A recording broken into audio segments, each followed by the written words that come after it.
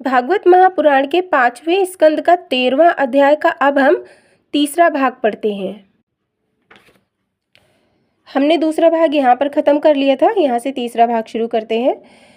सब मनुष्य अनेक तरह के उद्यम करके परिवार का पालन करते हैं, परंतु उनको कभी संतोष न होकर प्रतिदिन लोभ बढ़ता जाता है और उनको इतना भी अवकाश नहीं मिलता कि वे घड़ी भर अपने पैदा अथवा पालन करने वाले श्री नारायण जी का नाम भी ले सकता हो।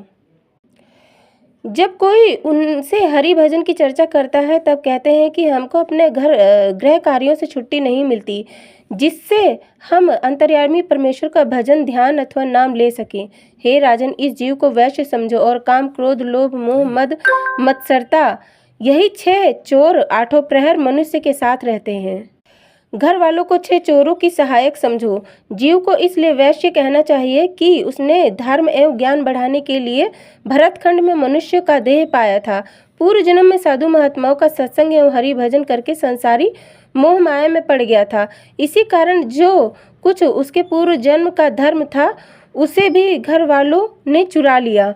वैश्य ने अपने माल की रक्षा करने के लिए नौकर नहीं रखा, अतः चोरों ने उसको लूट लिया। कदाचित वे भरतखंड में जन्म लेकर साधु महात्माओं का सत्संग करके ज्ञान सीखता तो मोह माया में फंसकर क्यों नष्ट होता।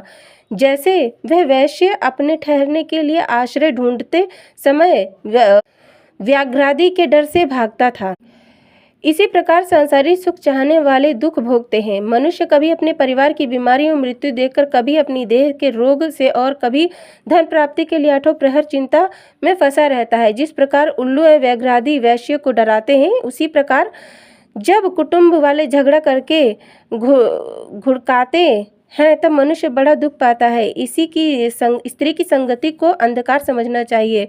उस जगह ज्ञान एवं शास्त्र का वचन सब भूल जाते हैं। कुटुंब वाले उसे गाली सुनकर भोजन एवं कपड़ों का दुख देते हैं, उसका कुछ सम्मान नहीं करते। जिस प्रकार मनुष्य महादुख से भी मरने का कुछ भय न मानकर दिन रात कमाने की चिंता किया करता है, उसी प्रकार वैश्य कुएं में सर्प एवं चूहे को देखकर मरने का भय नहीं करता था।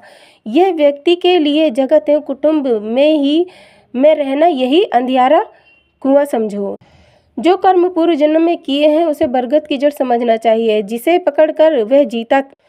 2 काले चूहे तथा सफ़ेद चूहे जो जड़ काटते हैं वही दिन रात है, जिनके बीतने से उम्र कम हो जाती है। वैश्य ने जो सर्प कुएं में देखा था उसे काल समझो। जिस प्रकार एक बूंद शहद चाटकर वैश्य प्रसन्न होता था, उसी तरह अज्ञानी मनुष्य बुढ़ापे में अनेक प्रकार के दुख होने पर भी अपने परिवार में बैठकर खुश होते हैं। उसी को शहद की बूंद समझो।